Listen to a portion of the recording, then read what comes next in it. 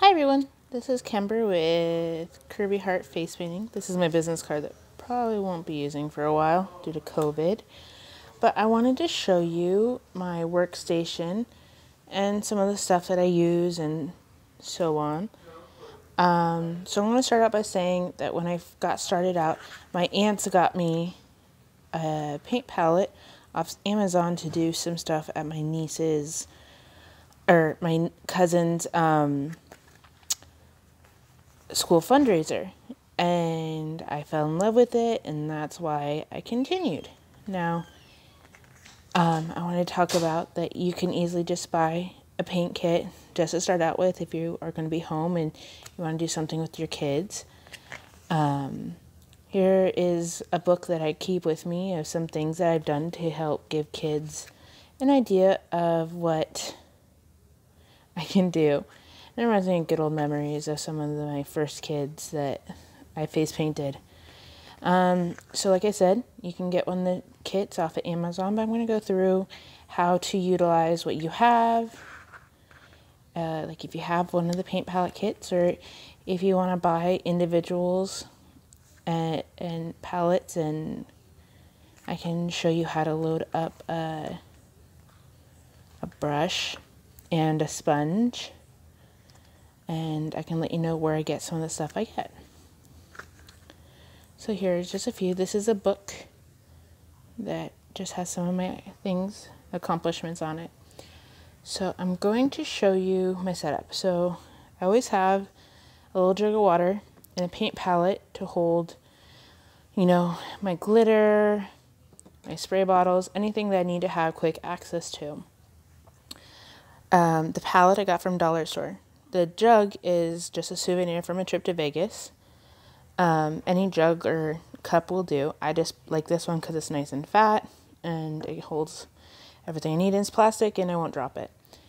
I keep my paint brushes when I'm about to use them, when they're not put away.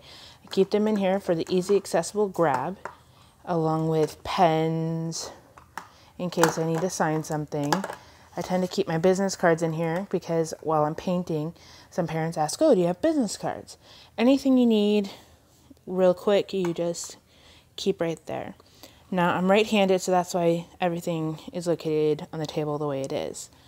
Now, if you notice, I have my non-slip grip here that I keep on my table because then my paints don't fall off this handy shelf that I got. Again, also Dollar Tree. Almost everything I get from Dollar Tree because it makes it easily accessible for everyone. Now, I got this spice rack from Dollar Tree, and it works out really nicely because it displays everything, so it's easy to grab when I need it. You can also store stuff underneath the steps, like extra towels and clean sponges if needed. I also, if I turn this down, always have a towel on my lap so that I can easily wipe the brushes on it and continue on with what I'm working on.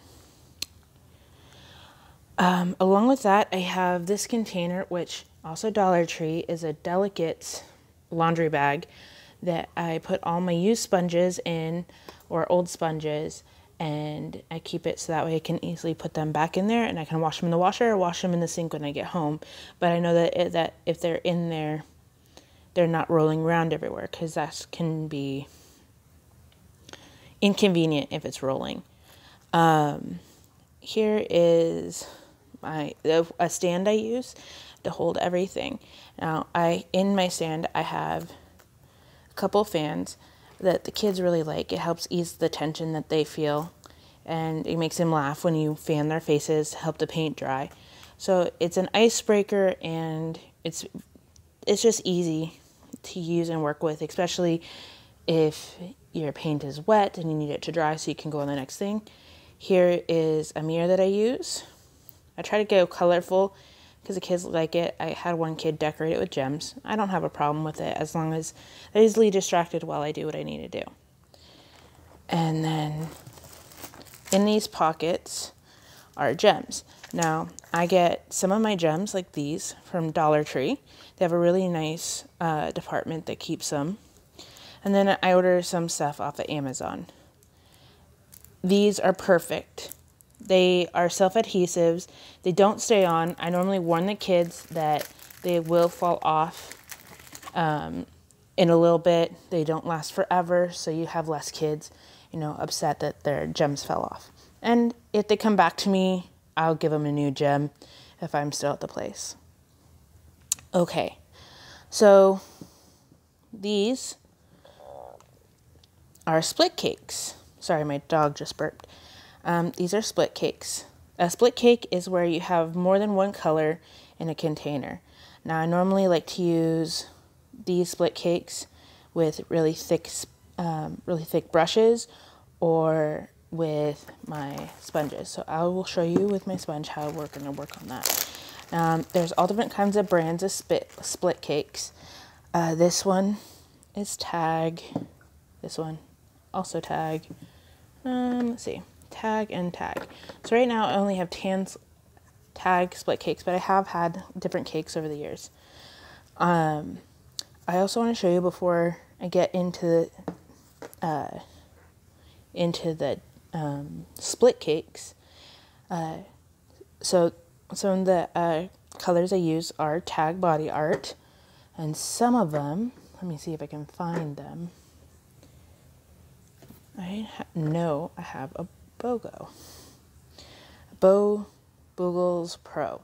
So if you notice, all of mine are water activated. Add 1 or 2 drops to activate prior to paint.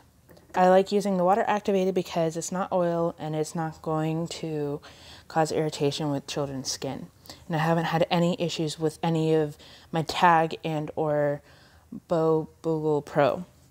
So if you notice, and I left this purposely dirty, this red, it's kind of funky. So I'm going to take one of the spray bottles that I purchased at Dollar Tree. So I use these to add, to activate my paints. So I'm just going to squirt it, get it nice and wet, and then I'm just going to use one of my sponges, and I'm going to wipe away the darkness and make it that bright red. So when I use it in the future, it's not going to give me a dark red. It's going to give me a bright, vibrant red, and all the dark is right here. I don't mind. It doesn't take up that much paint to clean your palettes like that, or your paint tubs. But I just wanted to share that little tidbit with you. I'm going to go in for another clean sponge, and I want to show you how to use the rainbow split cake. So again, I'm spraying it. I'm also going to spray my sponge. So a nice wet sponge will help with soaking up the color. So I'm going to put this from here, and I'm going to go back and forth, just back and forth.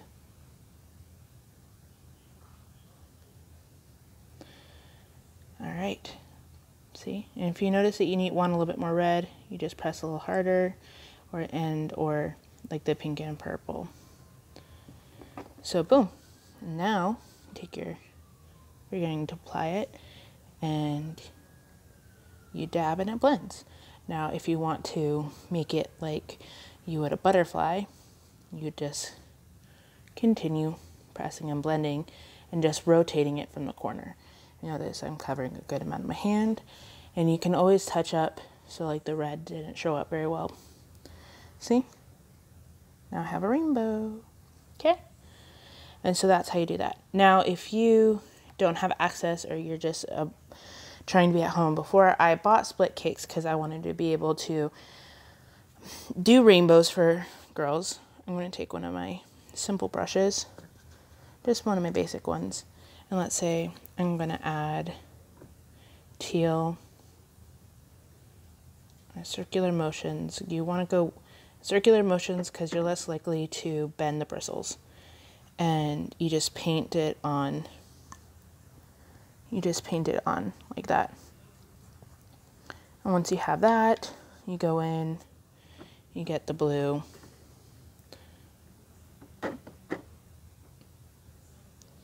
And I always get it wet because then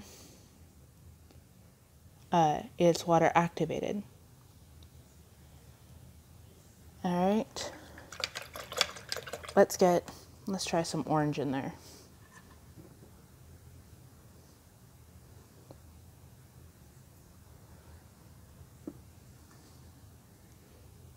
I'm going to add the orange.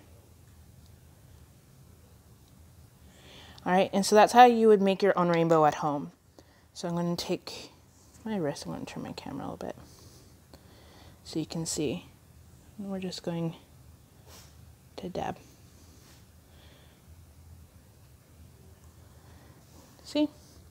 And if you don't have a split cake and you're just doing it at home, that is how you do it, with making it blend and making your own rainbow. So I wanted to show you guys that. That's what I did before I decided to get real serious about this. There's all different types of designs. This one has had its day, but it originally is white, baby blue, and dark blue. And I'll show you that real quick. I'm going to take one of my big fat brushes that fit perfectly. I'm going to get it a little wet. And then I'm going to run it back and forth. And I'm going to load up the brush really nicely. And once it's loaded, you can see the colors again, and you can see the real colors on here. So I'm going to take a part of my arm that I haven't painted. And this is typically what I use for when I paint a shark, because it gives a nice underbelly. And so there's that. Now, those are just some hints, some things. I know that they sell kits where you can buy all the paints, but those cost like a couple $100s.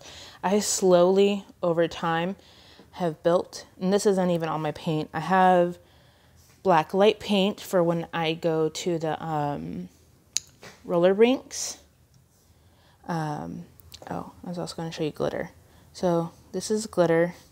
This is the kind I use, and it poofs, so it sticks really well. So let's say I want a sparkly rainbow. I'm going to spray with some water, and you don't have to douse it. So I'm just going to squeeze it. You see? Sparkle, very easy. I only had to replace this bottle a couple times a year, and I bought some filler glitter to replace it, and I also bought some purple glitter and pulled it in one of my old bottles. So this isn't even this brand, but I really like the purple glitter because it works well with like unicorns and stuff. So mirror, fans, some gems. This kit, or this right here, I purchased at Goodwill.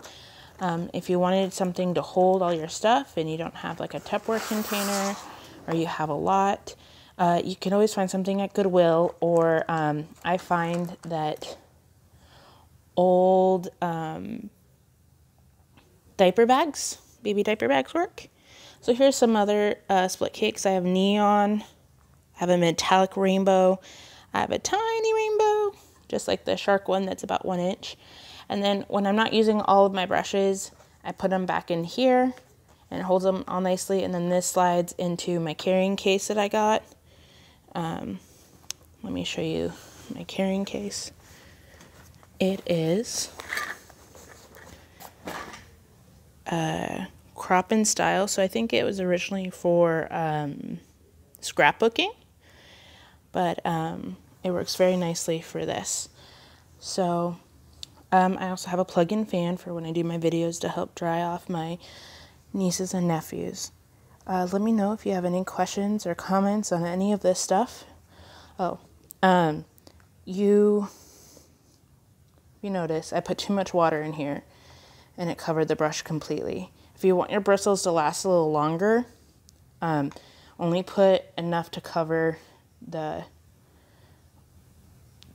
tip of the bristle to clean, or else I'm going to dump out the water, because if you leave your brushes in there, it's going to weaken the glue that holds them into the containers. I special ordered some of these brushes,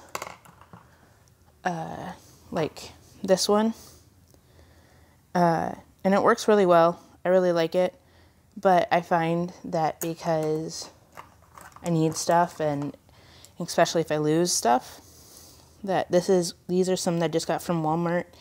The grip is really nice, especially because I deal with water a lot. And yeah, so this big one is just a random watercolor brush I had from my painting that I didn't utilize very much, and I found that I really liked it for this. Please let me know if you have any questions for your at-home face painting kit. I hope you guys are all staying safe, and thank you for watching, and let me know if there's any questions you have about any of the products I use. Thank you very much.